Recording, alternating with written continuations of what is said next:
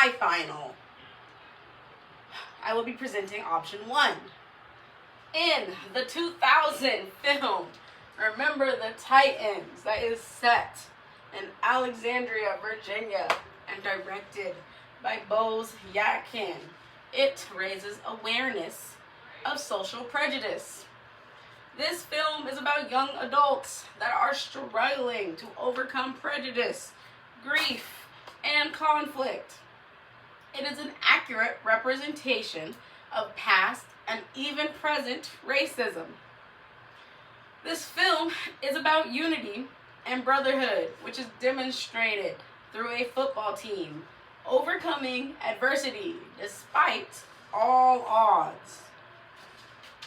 In this film, the school board sends the town into an outrage by deciding to create an integrated high school.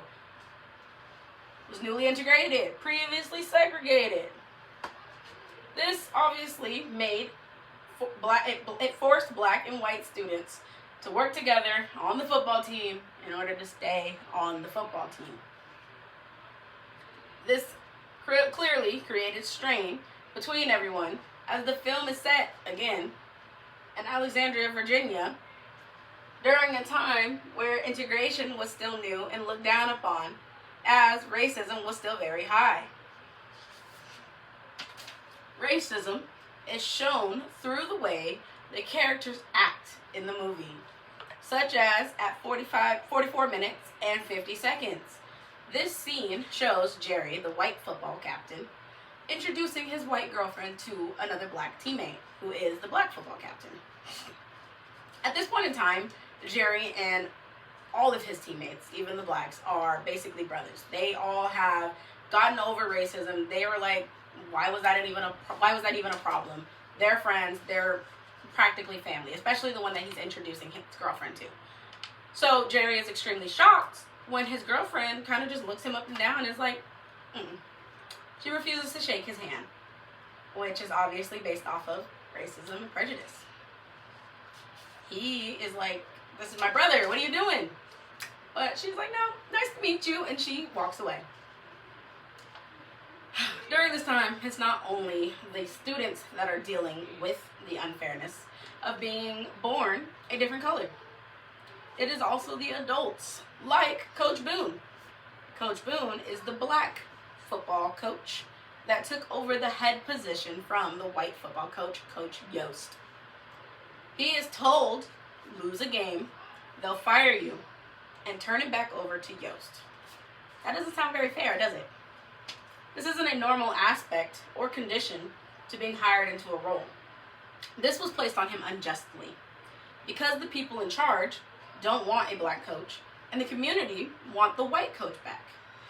It is also found out later on that the people who want to put the white coach in the Football Coach Hall of Fame are setting it up against the black football coach, even going as far as to hire a ref to throw the game and continuously charge the black football coach's team with warnings and not giving them the points that they deserve. Basically just trying to make them lose so that the head position goes back to Coach Yost, which is not fair, and it's all because of his color.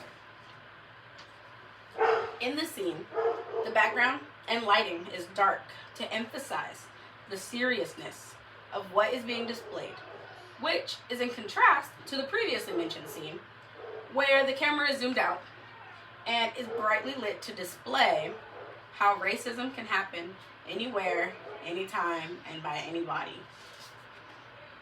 Next slide, please.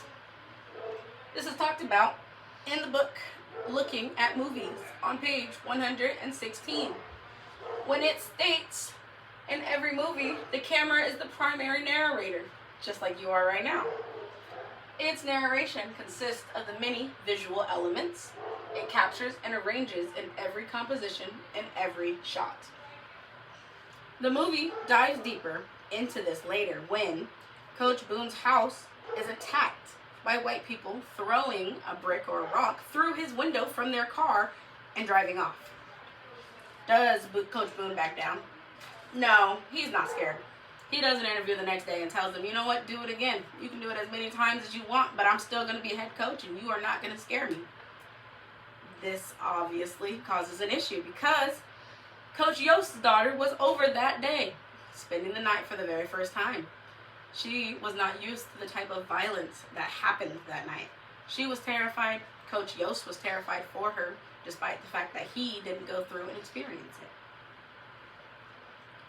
Coach Boone, after having his interview, is then talked to by Coach Yost. Coach Yost is extremely angered to the point he's almost yelling at Coach Boone, because Coach Boone then tells him, I'm sorry about what happened to your daughter. I really am. But maybe you just got a small taste of what my girls go through. Saying this, he is emphasizing the difference between the treatment of blacks and whites. Basically, at this time, he is showing us that white people don't go through these types of things, but black people do. Coach Yost was shocked and outraged at the danger his daughter was put in, while Coach Boone, obviously outraged, but not at all shocked. Almost seems like he's been through this before, just like many other black families.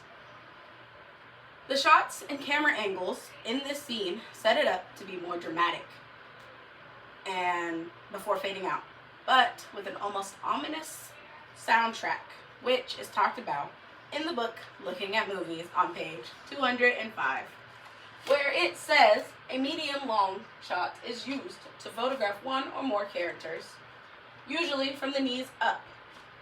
In this shot type, background is reduced and the subject or subjects begin to predominate. Next slide, please. This is what a medium long shot would usually look like. In this one, it is between the white football coach, Jerry, and the black football coach. And they are arguing, trying to come to terms on what they're going to do with their team. Eventually, they did figure it out, and now these two are the best of friends, almost family. But before then, this angle shows the tension that they were feeling. It almost makes the audience feel like they're there as well. Next slide, please. Some other angles that are a great representation in the movie are high angle shots, long shots, and low angle shots. A long shot is also called a wide shot. It frames an entire subject or person, so it frames these two, from head to toe, and shows a big part of the background. As you can see, this is the camp that they were staying at and forced to get along at. They were training together. In this scene, it is used to highlight how the character is interacting with the environment. This was during a time where they had just finished arguing and finally got along for the first time.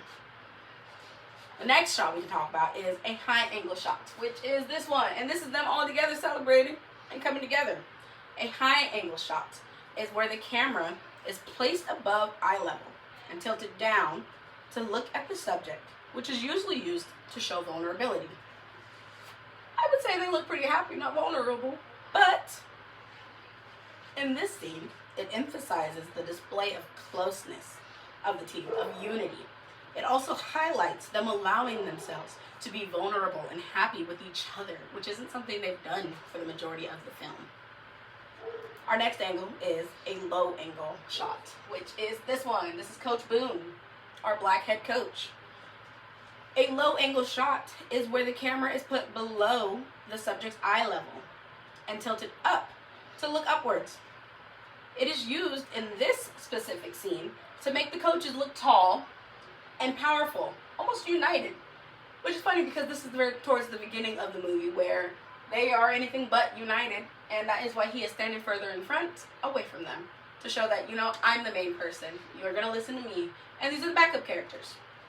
Next slide, please.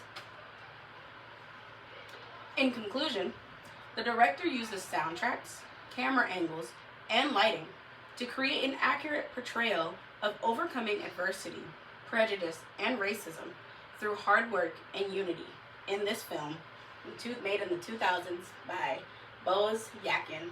Remember the Titans.